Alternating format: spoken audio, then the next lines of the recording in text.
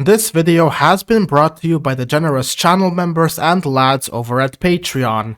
Thank you all for supporting me and my content.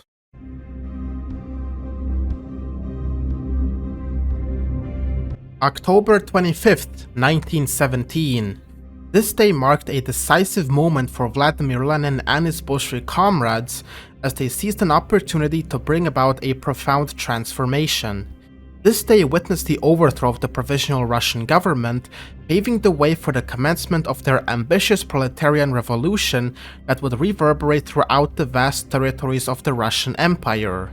The actions taken on that historic day laid the groundwork for a new era in Russian history, driven by the ideals of the working class. Over the course of 5 years, the Bolsheviks persevered in the struggle to maintain their hold on power, amidst a rapidly shifting political landscape in Russia. It was a time of great turbulence and transformation. However, in the year 1922, a significant turning point arrived for the Bolsheviks. They emerged victorious over the Russian White Army, thereby solidifying their position and allowing them to redirect their energies towards a profound internal transformation of Russian society. Their ultimate goal was to bring about a communist utopia, a vision that drove their tireless efforts and shaped their policies aimed at reshaping the very fabric of the nation.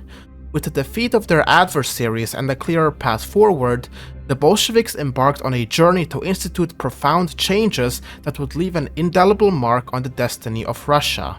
For these reasons, Vladimir Lenin is today seen as a hero and venerated by communists.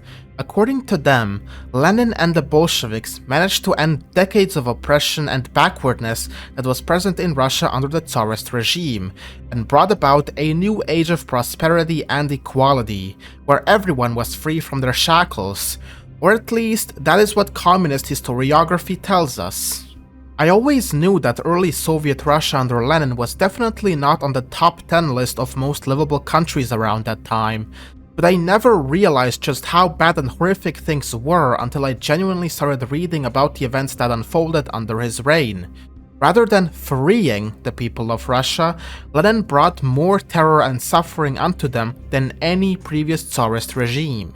In this video, I will be showing the true extent of suffering and terror that were happening under early Bolshevik Russia, and also exposing how Lenin was not this caring and benevolent father figure so many communists see him as, and I will be showing the true extent of Lenin's terror across Russia. In 1918, as a means of trying to win the Russian Civil War and solidify their control over Russia, the Bolsheviks set up a temporary political and economic system called war communism. To be fair to Lenin and the Bolsheviks, war communism, in Lenin's eyes, was only temporary until the political and military struggle was over and for the transition to real socialism would begin. However, it does not change the fact that millions of Russians suffered because of this policy, and it was especially the Russian impoverished peasants who were hit the hardest with war communism. The peasants were all obligated to meet strict quotas of their labor and hand it all over to the Bolsheviks without keeping any of their wheat, fruits, or vegetables. Even before war communism was made an official policy, in 1917, the Bolshevik secret police, the Cheka, reported more than 4,000 quote-unquote peasant disturbances, and war communism did not make the relationship between the Bolsheviks and the peasants easier, because soon after, the Cheka reported between October and November 1918 that there were 44 separate peasant uprisings.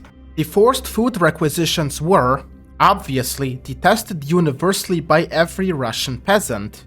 The requisition levels were set by officials in Moscow across Russia, and none of them knew or even cared about the size of any local food surpluses, which led to a single-family farm being demanded much more than they were able to produce. The Bolshevik requisitioners had to arm themselves whenever they went to collect, since they found resistance practically everywhere they went. So they resolved to creating quote-unquote food armies that bludgeoned any peasant into submission, and for the Russian peasants, it was practically like a second serfdom.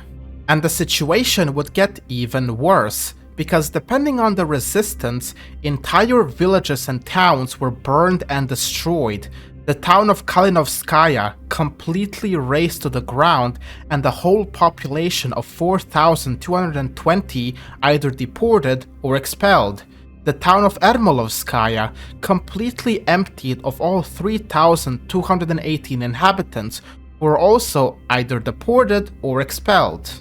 In several regions, the peasant revolt became so huge that several divisions of the Red Army had to be called to quash them, and the situation became so bad that Commander Vladimir Antonovsenko, who was in charge of crushing the partisans, openly admitted that, quote, half the peasantry was starving. In the regions around the Volga River, the situation was especially terrible, as the commander of the Volga military district reported, quote, crowds of thousands of starving peasants are besieging the barns where the food detachments have stored the grain. The army has been forced to open fire repeatedly on the enraged crowd. Initially, the Bolsheviks were struggling to fend off the peasants, but with the influx of new arms and other weapons from abroad, the rebellions were being swiftly dealt with. The Tambov Rebellion was the last major peasant uprising. In the span of 2 years, from 1920 to 1922, the Red Army suffered a humiliating loss of 237,908 soldiers to opponents who, lacking firearms, fought mostly with farm equipment. Now Lenin, finally realizing how much suffering their acquisitions were causing, repealed them in favor of mild grain taxes with a slight tolerance for a sort of grain market. But this came way too late for millions of peasants who by mid-1922 faced starvation on an unprecedented scale. But in the end, the Bolsheviks never really won over the peasants, rather they systematically bashed them into submission and starvation, who in the end were too weakened by hunger to fight.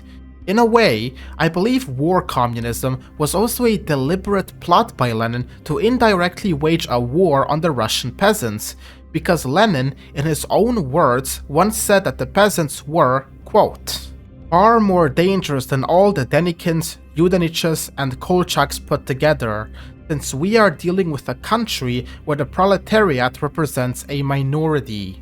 Lenin saw the peasants as a bigger threat than the entire White Army and anti-communist resistance, and with the peasants now being forced into submission and being so weak to even fight, it would open the door for more radical changes in Russian society, which I will bring up later on.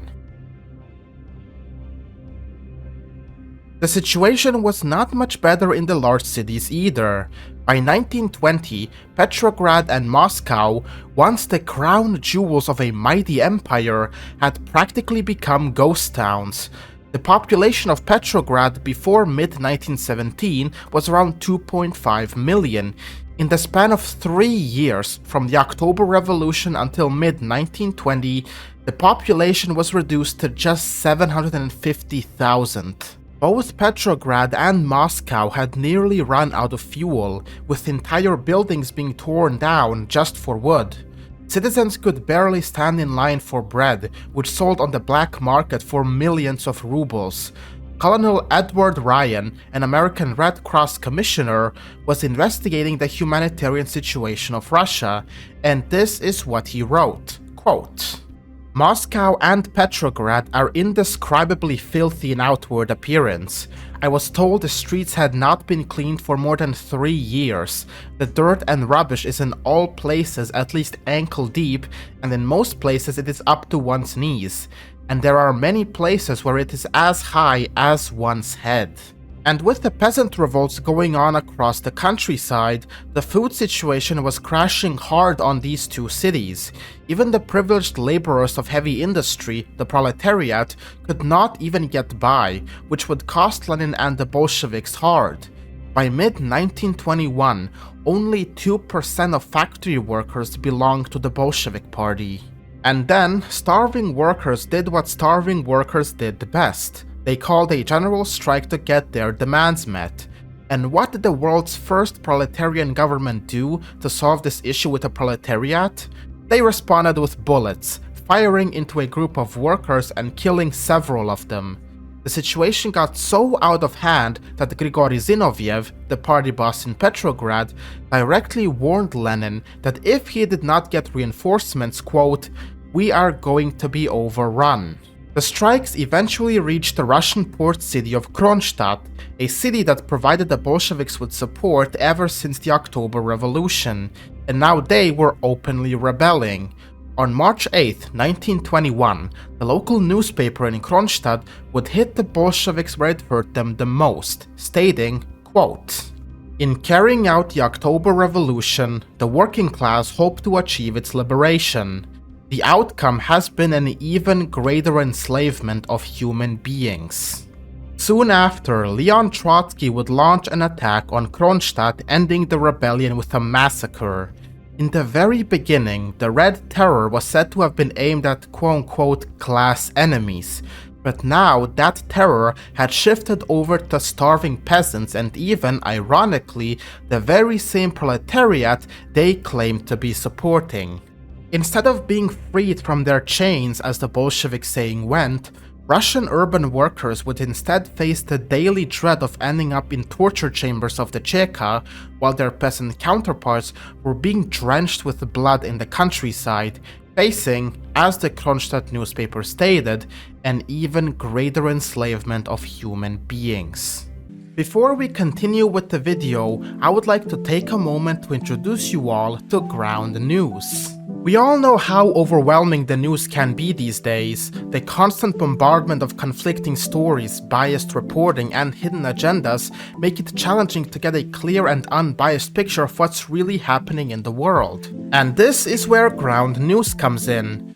Ground News is a revolutionary platform that analyzes news coverage from all across the political spectrum, giving you a complete picture of every story. It doesn't matter whether you're a conservative, liberal, or anything in between.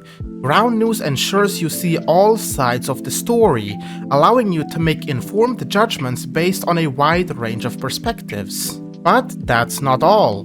Ground News also uncovers the media's blind spots. It highlights stories that are over or underrepresented by certain news sources, so you can spot bias and misinformation with ease. So, if you're tired of being fed a narrow view of the world, it's time to level up your news game with Ground News. Say goodbye to echo chambers and embrace a more balanced, informed perspective. And if you are thinking of getting a subscription, make sure to apply through my own custom link down below, as you would also be directly supporting me and the channel. By the summer of 1921, requisitions among peasants had stopped and Lenin introduced the grain tax as I previously mentioned. But even with the forceful requisition stopping, the peasants saw almost no improvement in their quality of life. The entire Volga basis was still suffering from poverty, which would last till 1922, which is known as the Povolzhye famine. Bolshevik sources indicate that 25 million people were on the brink of starvation, including 7 million children. To be completely fair to the Bolsheviks, they were not the only cause of the famine. In May and June, a terrible drought descended on all of Russia, and wheat quite literally burned as it came up from the ground, and grain reserves completely disappeared within days. However, the Bolsheviks were doing absolutely nothing to help combat the famine. The regime did spend some money on food imports, but those were primarily for the cities. Worst of all, they did not even contain any grain or seed, but luxury food. Swedish herrings, 40,000 tons, Finnish salted fish, 250 tons, German bacon, 7,000 tons, French pig fat, and even chocolate. As one of Lenin's own purchasing agents later recalled, quote, "Communist elites in Moscow and Petrograd were consuming truffles, pineapples, mandarin oranges, bananas, dried fruits, sardines, and the Lord knows what else, while everywhere else in Russia, the people were dying of hunger." It really sounds like the Bolsheviks were intentionally trying to let the peasants starve into submission, since as Lenin stated, they were a huge threat to the Soviet state. And it's not just me who came to that conclusion. One Cheka agent later wrote how he genuinely believed that, quote, "The Soviet regime is trying to starve all the peasants who dare resist it."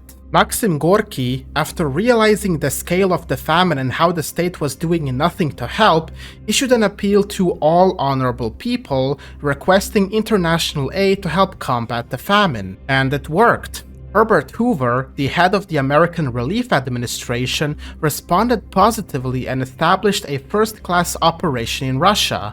Now Lenin obviously could not just bar them from entering, since even he knew that this would not look good on the international stage, so he instead put them under surveillance as counter-revolutionaries. Over the course of the operation, the ARA shipped over 2 million tons of grain and foodstuffs, enough to adequately feed 11 million people. And then, I do not kid you, the famine had virtually ceased entirely by early 1922.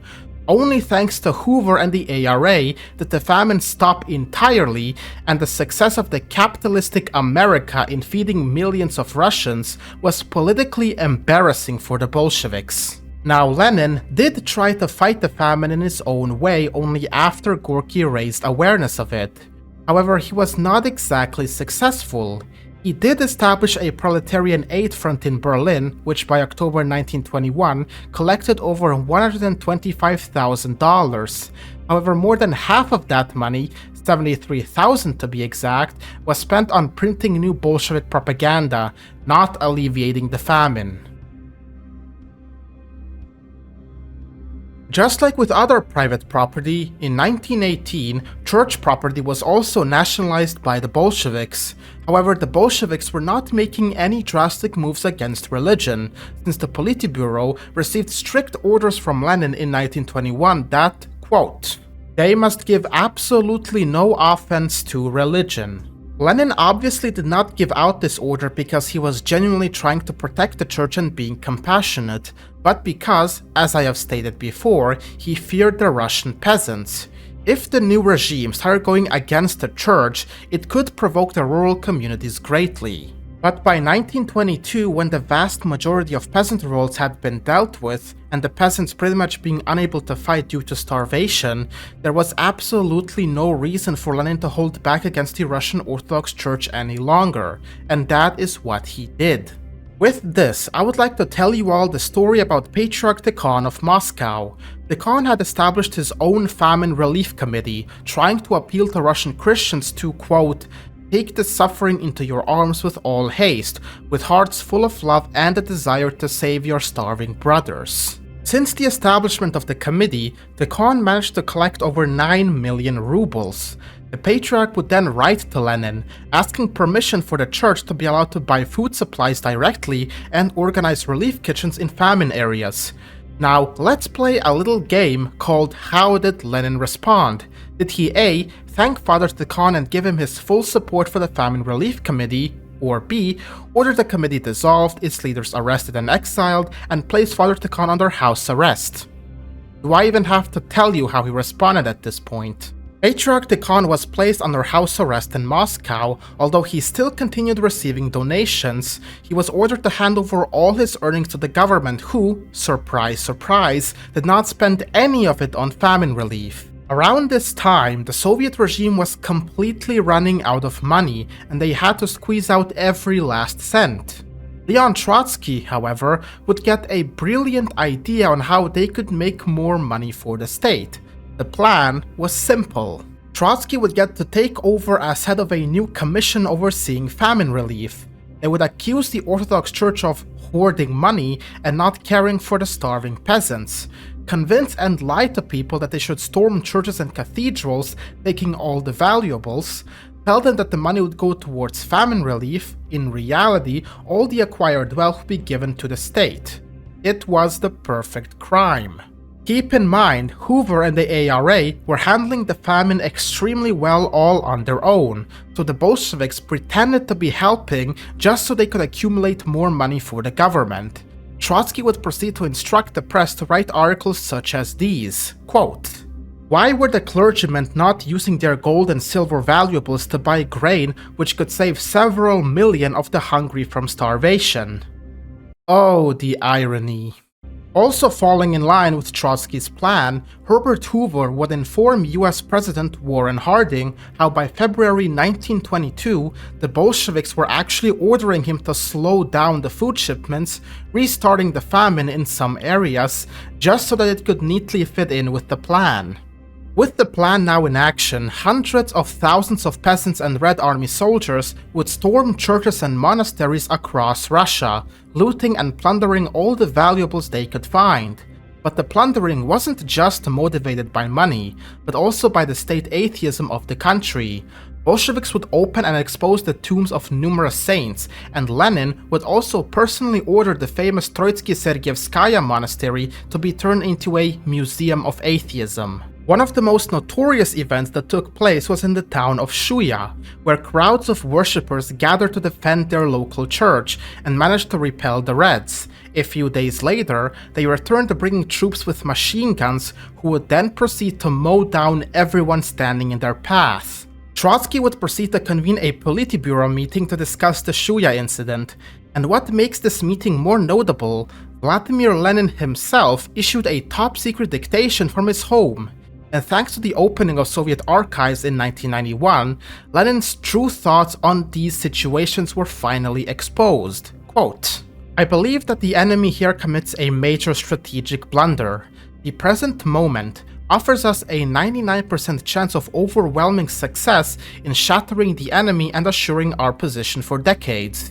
It is now and only now, when in the famine regions there is cannibalism and the roads are littered with hundreds if not thousands of corpses, that we can, and therefore must, carry through the confiscation of church valuables with the most rabid and merciless energy. Without such capital, no government work is possible, no economic reconstruction, and especially no defense of our position at the upcoming Inter-Allied Debt Settlement Conference in Genoa. We absolutely must take into our hands this capital of several 100 million rubles. No other moment except that of desperate hunger will give us such a mood among the broad peasant masses, such as will assure us their neutrality." You heard it here from the man himself. Lenin did not express any sorrow for the starving peasant masses. Rather, he used their suffering as a stepping stool to raid and plunder religious buildings so that the Soviet regime could make more money. The armed robbery of Russia's churches were met with considerable popular resistance, which is exactly what Trotsky and Lenin hoped for. Over the months, thousands of priests were arrested, with over 1,500 clergymen being sentenced to death. Not only that, but Lenin specifically asked to be informed on a daily basis how many priests had been shot. Over the course of their war on the church, the Bolsheviks intentionally manipulated the people and convinced them that this money would go to famine relief, intentionally halted food shipments from the US just to make it seem more believable, and in the end used all of this money for government expenses, leaving behind a pool of blood of innocent clergymen and desecrating thousands of years of Russian history. I have seen so many communists attempting to justify almost everything I have mentioned here. They claim that the actions of war communism are completely justified in the state of a war, how there is absolutely nothing controversial or out of the ordinary in this case. But keep in mind, this system of war communism is exclusive to the Bolsheviks and communism. No other state during the First World War had to resort to these radical measures just to win a war. And the very same thing goes for Tsarist Russia and the provisional government. They never had to resort to taking away all the grain of peasants and initiating a ruthless terror across the entirety of the country.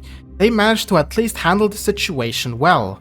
But then when the Bolsheviks suddenly came to power, they caused the deaths of millions of Russians because of their radical shift in policies. However, one thing you absolutely cannot excuse is their blatant effort to lie to the Russian people and using the famine and all the starving men, women and children to root out resistance among the peasants and squeezing out as much money from them as possible. Practically everything Lenin and the Bolsheviks accused the old regime of doing, they carried out these actions themselves and made them worse than any regime before that. This video should also serve as a reminder that the Bolsheviks never came to power due to a massive popular support as many communists love claiming. They didn't solidify their rule through the popular masses, but the violent suppression, slaughter, and starving of all the people who dared oppose them, especially the very same proletariat they claimed to be representing.